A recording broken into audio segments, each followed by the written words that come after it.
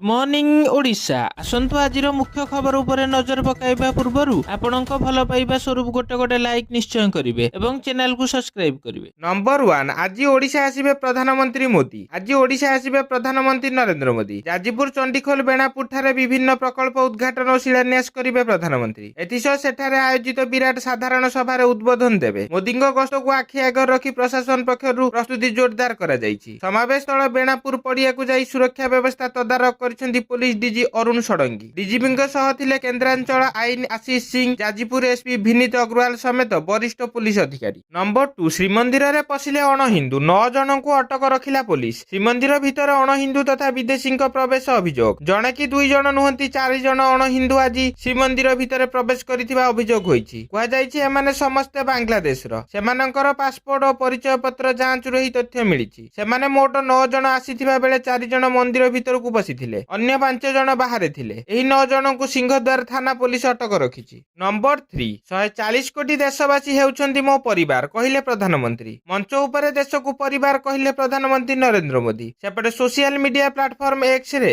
Bio change कले BJP रो वरिष्ठ नेता। गृहमंत्री अमित शाह, बीजेपी सभापति जेपी नड्डा, केंद्र मंत्री नितिन गडकरी, पीयूष गोयल, अनुराग ठाकुर भली नेता विभिन्न अकाउंट रे ना परे मोदी का परिवार बा मोदी को परिवार बोली लिखिछन्ती। तेलंगाना रे मिशन 400 नारा दे निर्वाचन माहौल को आहुरी सरगरम करिसेंती नरेंद्र मोदी। दक्षिण रे जेतेबेले बीजेपी अन्य राज्य तुलना रे दुर्बल रहिछि, सेही समय एक बड़ जनसमावेश को संबोधन करी सारा देश को निज परिवार वार्ता देबा को प्रयास करिसेंती मोदी। नंबर 4 इसरो मुख्य एस सोमनाथ को कैंसर। इसरो मुख्य डॉक्टर एस सोमनाथ को कैंसर। आदित्य L1 लॉन्च हेबा दिन ही एही सत्य जणा पड़िथिला, किंतु धैर्य सह निज को संभालिबा सह पूरा मिशन को सफल करिथिले सोमनाथ। एक इंटरव्यू रे एहा जणाइछन्ती एस सोमनाथ। से कहिछन् जे चंद्रयान 3 मिशन ठारू तांको स्वास्थ्य अवस्था खराब थिला, किंतु कोन होईछि बोली स्पष्ट होई नथिला। किंतु आदित्य मिशन नो लॉन्चिंग दिन ही तांको कैंसर होइथिबा रिपोर्ट रे जणा पड़िथिला। एथिरे तांको परिवार सह पूरा इसरो टीम को झटका लागिथिला, किंतु समस्त को बुझाइबा सह मिशन को सफल करिबा को निज टीम को प्रोत्साहित करिथिले। नंबर 5 2 वर्ष मध्य संपूर्ण नक्सल मुक्त हेबो ओडिशा कहिले बीएसएफ डीआईजी। 2 वर्ष मध्य संपूर्ण नक्सल मुक्त हेबो ओडिशा। माओ दमन पई बड़ योजना करिछि बीएसएफ। एनै बीएसएफ डीआईजी धीरेन्द्र कुमार सूचना दैछन्ति। से कहिसन्ति राज्यर विभिन्न माओ प्रवण जिल्ला रे निर्माण हेबो अधिक रु अधिक बीएसएफ कैंप। कंधमाल कलाहांडी बौद्ध जिल्लार 45 किलोमीटर मध्य रे बड़ापाजु अंचल रे गोटिए कैंप थिबा बेले एबे आहुरी एक कैंप निर्माण कराजिबो। केंद्र और राज्य सरकारक नुआ योजना को नक्सल गड़ारे लोकंक पाखरे पहुंचाइबा दायित्व बीएसएफ नेइछि। एथिसह 2 वर्ष रे राज्य को संपूर्ण नक्सल मुक्त करिबा नै से दृढ़ोक्ति प्रकाश करिसन्ति। नंबर 6 सनराइजर हैदराबाद रो अधिनायक हेले पैट कमिन्स। बड़ घोषणा कला सनराइजर हैदराबाद। आईपीएल 2024 आरंभ हेबा पूर्वरु अधिनायक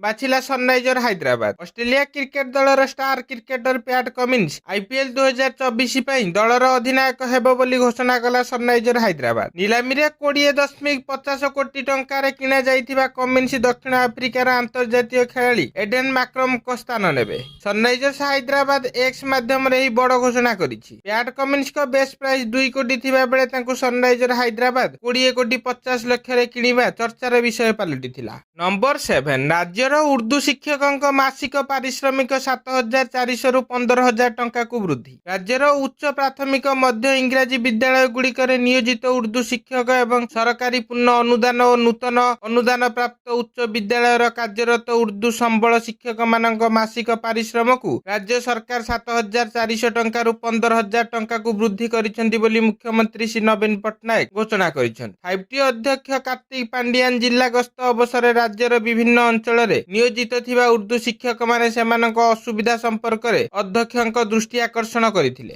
नंबर 8 एबे घरे बसी निजे करि नियंतु आधार कार्ड रो त्रुटि संशोधन। मार्च 14 शेष तारीख मागणा रे तुरंत करंतु आधार अपडेट। सरकारक पक्षरु बड़ घोषणा करा जायछि। जे माने आधार कार्ड रे त्रुटि रहिछि सेगुडीक तुरंत अपडेट करि नियंतु। मार्च 14 तारीख हेउछि यार शेष तारीख। एही समय मध्य रे अपडेट करा गले बिना शुल्क रे होई परिबो। बहु पूर्वरु एहार डेडलाइन घोषणा करा जायथिला, किंतु एहा परे 3 मास समय वृद्धि करा जायथिला। किंतु एबे आउ समय वृद्धि करा जाई परिबो नाही, कारण आगु निर्वाचन आसुछि। आधार अपडेट पई 15/12/2023 रु 13/3/2024 जाए समय दिया जायथिला। ନମ୍ବର 9 8 ସହରର ତାପମାତ୍ରା 36 ଛୁଇଁଲା। ନୟାଗଡ଼ରେ ସର୍ବାଧିକ ତାତି। ରାଜ୍ୟରେ ଆଜି 8ଟି ସହର ଦିନର ତାପମାତ୍ରା 36 ଡିଗ୍ରୀ ସେଲସିୟସ ବା ତାପରେ ରେକର୍ଡ କରାଯାଇଛି। ନୟାଗଡ଼ରେ ସବୁଠୁ ଅଧିକ ଖରା ହୋଇଛି। ସେଠାରେ ଦିନର ସର୍ବାଧିକ ତାପମାତ୍ରା 37 ଡିଗ୍ରୀ ରେକର୍ଡ କରାଯାଇଛି। ଭବାନୀପାଟଣାରେ ଦିନର ସର୍ବାଧିକ ତାପମାତ୍ରା 36.2 ଡିଗ୍ରୀ ସେଲସିୟସ ରେକର୍ଡ କରାଯାଇଥିବା ବେଳେ ବଲାଙ୍ଗୀରରେ 36, ଟିଟିଲାଗଡ଼ରେ 36.5, ମାଲକାନଗିରିରେ 36.6, ପାରଳାଖେମୁଣ୍ଡିରେ 36.6 ଓ ଢେଙ୍କାନାଳରେ 36 ଡିଗ୍ରୀ ସେଲସିୟସ ରେକର୍ଡ କରାଯାଇଛି। ରାଜଧାନୀ ଭୁବନେଶ୍ୱରରେ ଆଜି ଦିନର ତାପମାତ୍ରା 35.7 ଡିଗ୍ରୀ ରହିଥିବା ବେଳେ କଟକରେ 34.6, ଅନୁଗୁଳରେ 35.7 ଓ ବୌଦ୍ଧରେ 35.8 ଡିଗ୍ରୀ ରେକର୍ଡ କରାଯାଇଥିଲା।